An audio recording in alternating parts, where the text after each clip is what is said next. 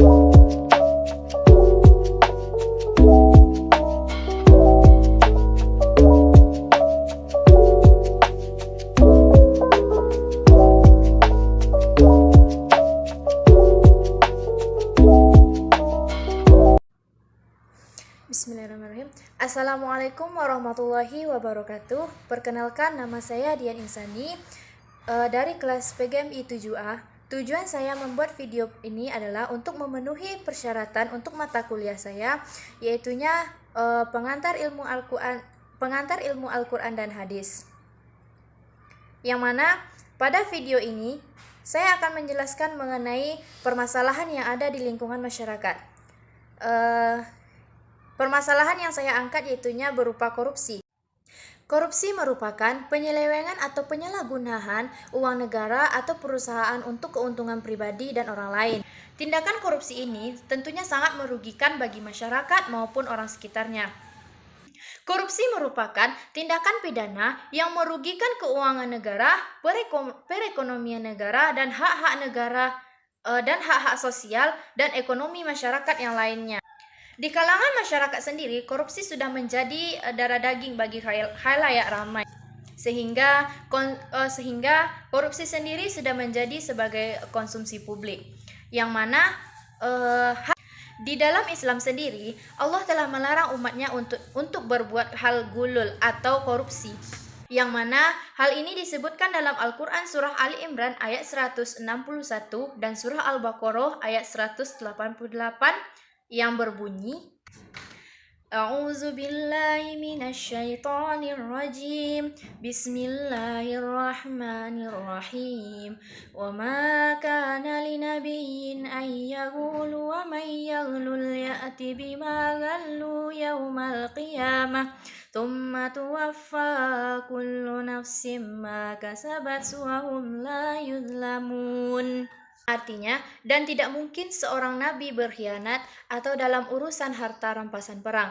Barang siapa berkhianat, niscaya pada hari kiamat dia akan datang membawa apa yang dikhianatinya itu. Kemudian, setiap orang yang akan diberi balasan yang sempurna. Sesuai dengan apa yang dilakukannya, dan mereka tidak dizalimi. Penjelasan dari Al-Quran surah Ali Imran ayat 61 ini, yaitunya yang dimaksud dengan gulul pada ayat Ali Imran ayat 61 ini ialah mengambil secara sembunyi-sembunyi milik orang banyak. Jadi pengambilan itu sifatnya semacam mencuri. Seorang rasul sifatnya antara lain amanah, dapat dipercaya. Karena itu sangat tidak mungkin Rasulullah SAW berbuat gulul.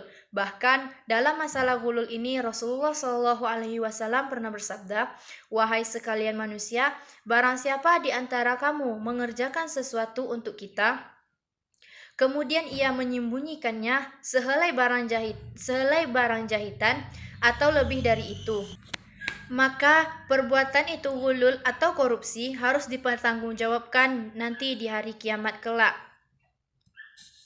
Selanjutnya, permasalahan korupsi ini juga disebutkan dalam Al-Quran surah Al-Baqarah ayat 188 yang berbunyi, Bismillahirrahmanirrahim. وَلَا تَأْكُلُوا أَمْوَالَكُمْ بَيْنَكُمْ بِالْبَاطِلِ وَتُدْلُوا بِهَا إِلَّا الْحُكَمِ وَلِتَأْكُلُوا فَرِيقًا مِنْ أَمْوَالِ النَّاسِ بِالْإِثْمِ وَأَنْتُمْ تَعْلَمُونَ. Yang artinya, dan janganlah kamu makan harta di antara kamu dengan jalan yang batil, dan janganlah kamu menyuap dengan harta itu kepada para hakim, dengan maksud agar kamu dapat memakan sebagian harta orang lain itu dengan jalan dosa, padahal kamu mengetahuinya. Dalam surah Al-Baqarah ini berisi larangan untuk mengambil harta orang lain dengan cara yang batil, seperti membuat sumpah palsu, membuat kesaksian palsu, membuat laporan palsu, berkhianat, merampas, mencuri, berjudi, dan menyuap hakim. Ayat ini juga merupakan peringatan keras bagi umat Islam agar tidak melakukan tindakan-tindakan yang diharamkan oleh syariat Islam.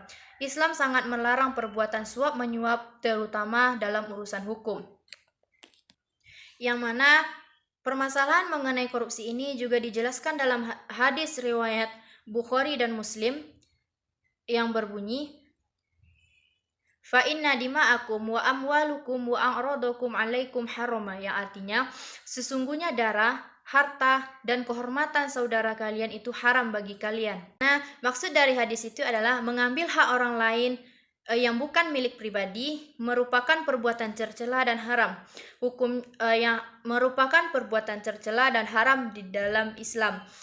Hal ini juga dijelaskan dalam hadis lain mengenai larangan melaksanakan korupsi yang berbunyi, faqala inna sahibukum gula fi sabilillah fafatatna mata'ahu wa wajadana khoroza min khorozi yahudala yusawi dirhamain, yang artinya Rasulullah Shallallahu Alaihi Wasallam bersabda, sungguh saudara kalian ini menggelapkan harta rampasan perang di jalan Allah. Ketika itu kami langsung memeriksa harta bawaannya dan ternyata kami menemukan kharazan atau perhiasan atau manik-manik atau permata orang Yahudi yang harganya tidak mencapai 2 dirham, sekitar 425 juta pada tahun 2016. Adapun kesimpulannya mengenai korupsi ini adalah korupsi merupakan penyalahgunaan kekuasaan untuk keuntungan pribadi yang sangat merugikan masyarakat dan negara. Hal ini disebabkan oleh lemahnya sistem hukum dan kurangnya transparansi. Dampaknya mencakup kerugian ekonomi, hilangnya kepercayaan publik, dan ketidakstabilan sosial. Untuk mengatasi korupsi ini diperlukan penguatan regulasi, transparansi, dan partisipasi masyarakat dalam pengawasan. Untuk itu, bijaklah dalam menggunakan amanah dari pemerintah.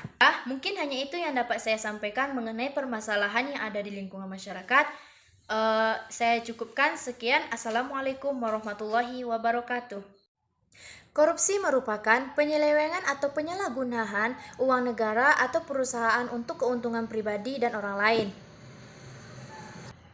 Tindakan korupsi ini tentunya sangat merugikan bagi masyarakat maupun orang sekitarnya. Korupsi merupakan tindakan pidana yang merugikan keuangan negara, perekonomian.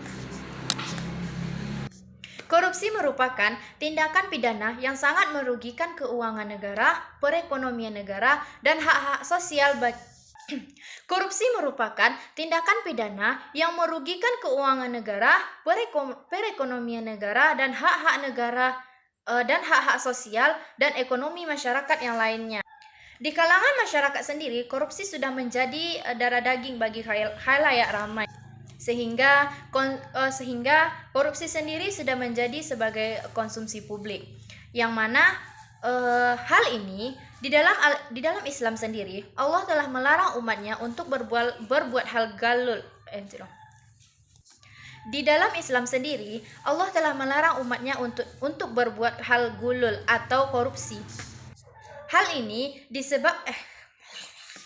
yang mana hal ini disebutkan dalam Al-Quran surah Ali Imran ayat 161 dan surah Al-Baqarah ayat 188 yang berbunyi, A'udzu billahi minasy syaithanir rajim. Bismillahirrahmanirrahim. Wa ma kana linabiyyin an yaghulu wa may yaghlul ya'ti bima ghallu yaumal qiyamah. Tsumma tuwaffa kullu nafsin ma kasabat wa hum la yuzlamun. Yang artinya, dan tidak mungkin seorang nabi berkhianat atau dalam urusan harta rampasan perang. Barang siapa berkhianat, niscaya pada hari kiamat dia akan datang membawa apa yang dikhianatinya itu. Kemudian setiap orang yang akan diberi balasan yang sempurna. Sesuai dengan apa yang dilakukannya, dan mereka tidak dizalimi. Penjelasan dari Al-Quran surah Ali Imran ayat 61 ini, yaitunya yang dimaksud dengan gulul pada ayat Ali Imran ayat 61 ini ialah mengambil secara sembunyi-sembunyi milik orang banyak. Jadi pengambilan itu sifatnya semacam mencuri. Sifatnya antara lain amanah, dapat dipercaya. Karena itu sangat tidak mungkin Rasulullah SAW berbuat gulul. Bahkan dalam masalah gulul ini Rasulullah SAW pernah bersabda, "Wahai sekalian manusia, barang siapa di antara kamu mengerjakan sesuatu untuk kita, kemudian ia menyembunyikannya sehelai barang jahitan atau lebih dari itu, maka perbuatan itu gulul atau korupsi harus dipertanggungjawabkan nanti di hari kiamat kelak." Selanjutnya, permasalahan korupsi ini juga disebutkan dalam Al-Quran Surah Al-Baqarah ayat 188 yang berbunyi, Bismillahirrahmanirrahim. ولا تأكلوا أموالكم بينكم بالباطل وتدلوا بها إلا الحكام ولتأكلوا فريقا من أموال الناس بالإثم وأنتم تعلمون, yang artinya, dan janganlah kamu makan harta di antara kamu dengan jalan yang batil, dan janganlah kamu menyuap dengan harta itu kepada para hakim dengan maksud kamu dapat memakan sebagian harta agar kamu dapat memakan sebagian harta orang lain, itu dengan jalan dosa, padahal kamu mengetahuinya. Dalam surah Al-Baqarah ini berisi larangan untuk mengambil harta orang lain dengan cara yang batil, seperti membuat sumpah palsu, membuat kesaksian palsu. Dalam surah Al-Baqarah ini berisi larangan untuk mengambil harta orang lain dengan cara yang batil, seperti membuat sumpah palsu, membuat kesaksian palsu, membuat laporan palsu, berkhianat, merampas, mencuri, berjudi, dan menyuap hakim. Ayat ini juga merupakan peringatan keras bagi umat Islam agar tidak melakukan tindakan-tindakan yang diharamkan oleh syariat Islam. Islam sangat melarang perbuatan suap menyuap, terutama dalam urusan hukum. Yang mana permasalahan mengenai korupsi ini juga dijelaskan dalam hadis riwayat Bukhari dan Muslim yang berbunyi, fa inna dima'akum wa amwalukum wa a'radakum 'alaikum harama, yang artinya sesungguhnya darah, harta, dan kehormatan saudara kalian itu haram bagi kalian. Yang mana maksud dari hadis itu adalah mengambil hak orang lain yang bukan milik pribadi merupakan perbuatan tercela dan haram. Yang merupakan perbuatan tercela dan haram di dalam Islam. Hal ini dan dalam hadis lain juga dijelaskan mengenai larangan melakukan korupsi yang berbunyi, faqala inna sahibukum ghula fi sabilillah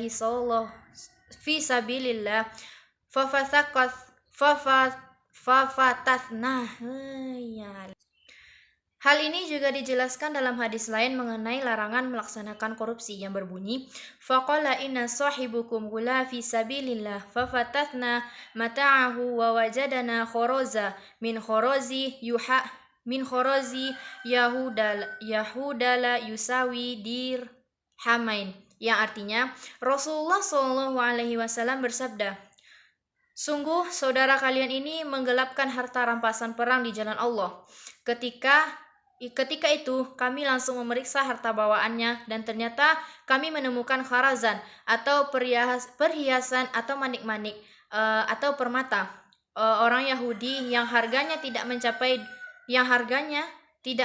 2 dirham, sekitar 425 juta pada tahun 2016.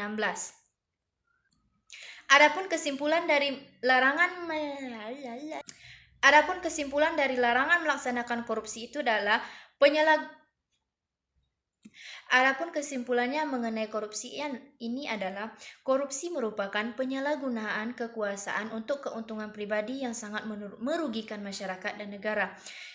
Hal ini disebabkan oleh lemahnya sistem hukum dan kurangnya transparansi. Dampaknya mencakup kerugian ekonomi hilangnya kepercayaan publik, dan ketidakstabilan sosial.